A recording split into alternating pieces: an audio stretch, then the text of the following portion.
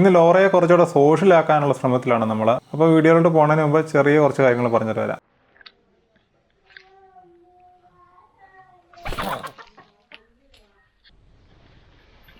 കണ്ടോ നമ്മുടെ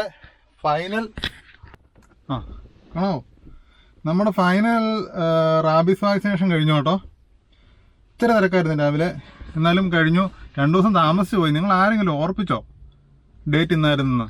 ശേ, നിങ്ങളോടൊക്കെ ഒരു കാര്യം പറഞ്ഞു. ഞാൻ ആദ്യത്തെ ദിവസം എടുത്തപ്പോഴേ പറഞ്ഞതല്ലേ. പോട്ടെ, കുഴപ്പമൊന്നുമില്ല കേട്ടോ. 2 ദിവസത്തെ വ്യത്യാസമൊന്നുള്ളൂ. നമ്മളെടുത്തു. ഇനിയിപ്പം ഡോക്ടർ പറഞ്ഞത്, ഇനി പട്ടി കടിക്കുവാണെന്നുണ്ടെങ്കിൽ ബൂസ്റ്റർ മാത്രം എടുത്താൽ മതി. ഇപ്പോൾ എടുത്തതിൻ്റെ പ്രതിരോധം ഉണ്ടല്ലോ, അതുകൊണ്ട് കുഴപ്പമില്ലെന്നാണ് പറഞ്ഞത്. അപ്പോൾ നിങ്ങളെല്ലാവരും, ഞാൻ എന്തായാലും എൻ്റെ ഡോസേജ് കംപ്ലീറ്റ് ചെയ്തു. നിങ്ങളാരെങ്കിലും ഒക്കെ ഇതുപോലെ ഡോഗുമായിട്ട് കോൺടാക്ട് വരാൻ ചാൻസ് ഉള്ളവരൊക്കെ ഉണ്ടെന്നുണ്ടെങ്കിൽ ഒരു പ്രൊഫൈലാക്സിസ് അല്ലെങ്കിൽ പ്രീ എക്സ്പോഷർ വാക്സിനേഷൻ എടുക്കുക. അപ്പോൾ അതിൻ്റെ ആ ഒരു സീരീസ് ഇവിടെ കൊണ്ട് തീരുവാണ്. ഈ വീഡിയോയിൽ പറഞ്ഞ് അവസാനിപ്പിക്കുകയാണ്. ഞാൻ എടുത്തു. നിങ്ങളിൽ ആരെങ്കിലും ഇതുപോലെ തെരുവുനായ്ക്കളുമായിട്ട് കോൺടാക്ട് ചെയ്യാൻ പറ്റും. കഴിഞ്ഞ ദിവസം കണ്ടില്ലേ ഒരു കൊച്ചിനെ ഓടിക്കുന്നതൊക്കെ. അപ്പോൾ ഒരുപാട് പട്ടികളുള്ള ഏരിയ കൂടെയൊക്കെ നടന്നു പോകണവരും ജോലിക്ക് പോകണവരും ഒക്കെ ഇങ്ങനെ ഒരു ഇഞ്ചക്ഷൻ എടുത്ത് നല്ല കേട്ടോ. ഞാനെടുത്തു. എൻ്റെ കോഴ്സ് തീർന്നു, അടിപൊളിയായി വീട്ടിൽ പോവാണ്.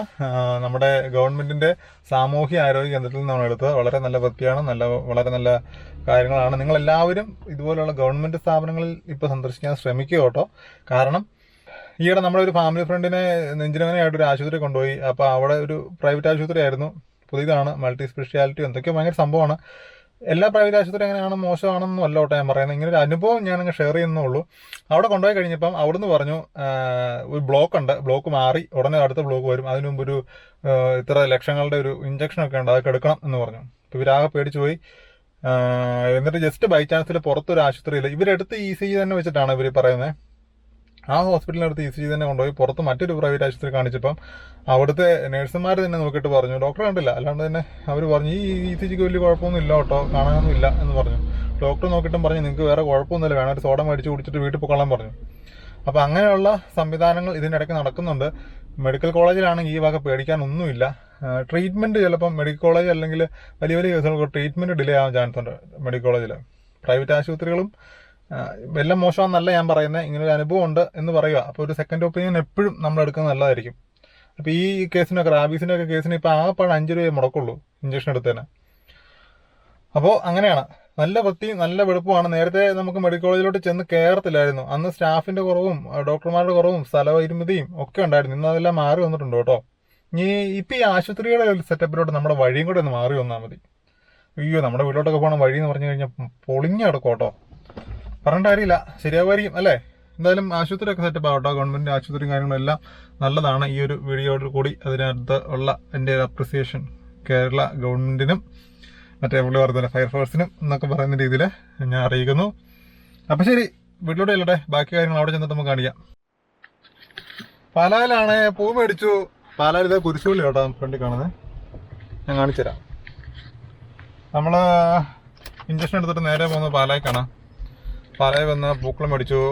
ഇതുണ്ടോ കുരിശുപള്ളിയുടെ ടോപ്പാണ് നിങ്ങൾ കാണുന്നത്. പൂവിൻ്റെ വില എത്ര അറിയോ? 850 രൂപ ഒരു കൂടി പൂ മേടിച്ചപ്പോഴത്തേനും. എന്താ അല്ലേ, കൊള്ളാം. നമുക്ക് ഓണം ആഘോഷിച്ചേക്കാം.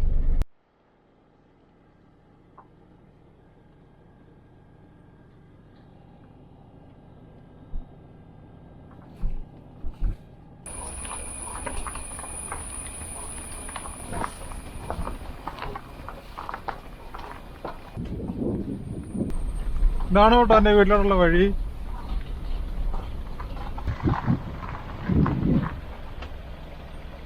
ആ മുകളിൽ കാണുന്ന കേട്ടോ നമ്മുടെ മലയിലെ വീടൊക്കെ ഇരിക്കുന്ന പറമ്പ്. ഏറ്റവും മുകളിലെ മലയുണ്ടല്ലോ, അതിൻ്റെ മുകളിലോട്ട് വരും. നമ്മുടെ ഡോഗ്സിൻ്റെ എല്ലാം ഫ്രണ്ട്ലി ആണ്.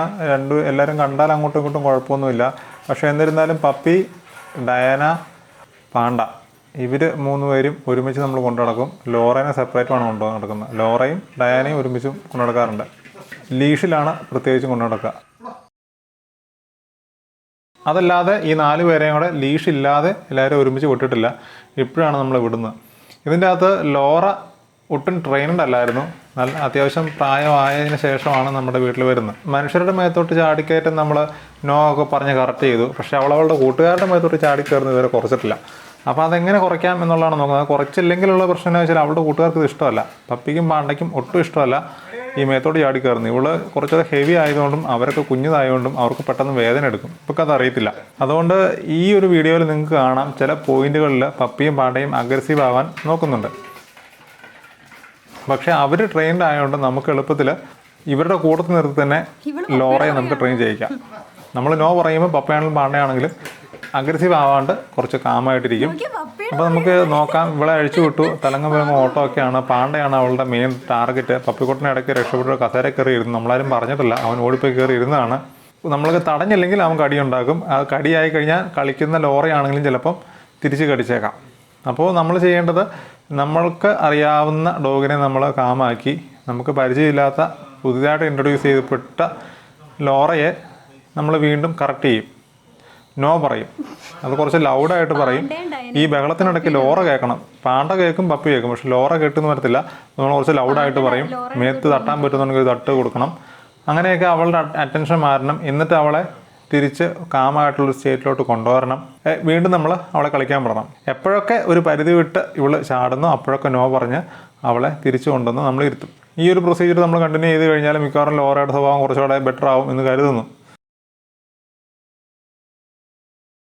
നിങ്ങൾക്കും 3-4 ഡോഗൊക്കെ ഉണ്ട്, അല്ലെങ്കിൽ 1-2 ഡോഗ് ഉണ്ട്. പുതിയൊരു ഡോഗിനെ, പ്രായമായ ഡോഗിനൊക്കെ ഇൻട്രൊഡ്യൂസ് ചെയ്യുമ്പം അവർ ഫ്രണ്ട്ലി ആയിരിക്കും. പക്ഷേ ഇതുപോലെ ഓപ്പണായിട്ട് തുറന്നു വിട്ട് കഴിഞ്ഞാൽ ചിലപ്പോൾ കടിയിലേക്ക് പോയേക്കാം.